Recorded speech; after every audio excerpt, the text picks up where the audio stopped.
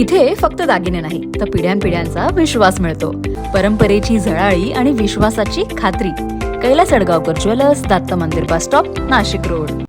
Police station Sarkarwada येथे CR number 74/2026 असा गुन्हा दाखल झालेला आहे. फिर्यादीच्या तक्रारीवरून भारतीय न्याय संहिता कलम 64, 74, 351 आणि जादूटोणा प्रतिबंधक कायदा कलम 3, कलम 1, 2 प्रमाणे हा गुन्हा दाखल करण्यात आलेला आहे. तपास चालू आहे. क्राईम ब्रांच युनिट 1 आणि गुंडा पथक तपास करीत आहे. काय तक्रार होती सर? फिर्यादीच्या तक्रारीवरून FIR दाखल करण्यात आलेली आहे. काय तक्रार होती? काय घडलं? आपण काय गुन्हा दाखल केला? ती महिलेच्या तक्रारीवरून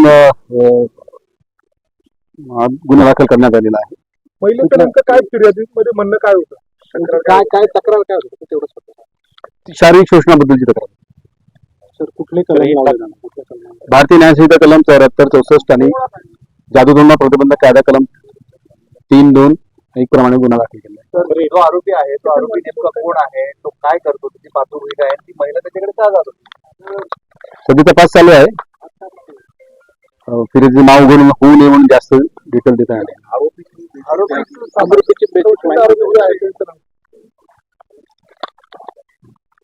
सध्या तरी नाव अशोक खरात म्हणून आलेलं आहे.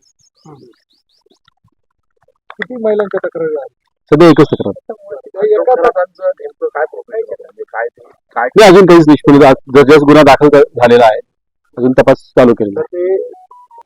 महिलेने जी तक्रार दिली त्याच्याप्रमाणे गुन्हा दाखल करण्यात आलेला आहे आणि अजून त्याच्या प्रोफेशन बद्दल अजून तपासात काही निष्पन्न झालेलं नाही.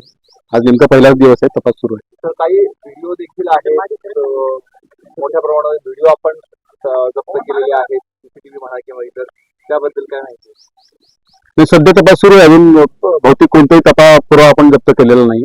आरोपी एकच आहे की आणखी आरोपी? सध्या तरी आरोपी एकच आहे.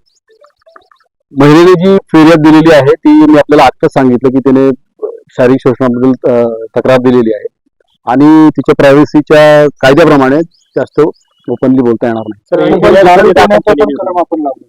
हो, म्हणजे ते तिथे अट्रॅक्ट होतं ना म्हणून लावलेलं आहे. सर फिर्यादी करीत होतं कधीपर्यंत 24 पर्यंत आहे असं फिर्यादीत सध्या तरी दिलेलं आहे. आणि जे अत्याचार झाले असं फिर्यादीचं म्हणणं आहे ते नेमकं कुठे, म्हणजे एकाच ठिकाणी झाले का वेगवेगळ्या ठिकाणी बोललं, तर नेमकं काय झालं?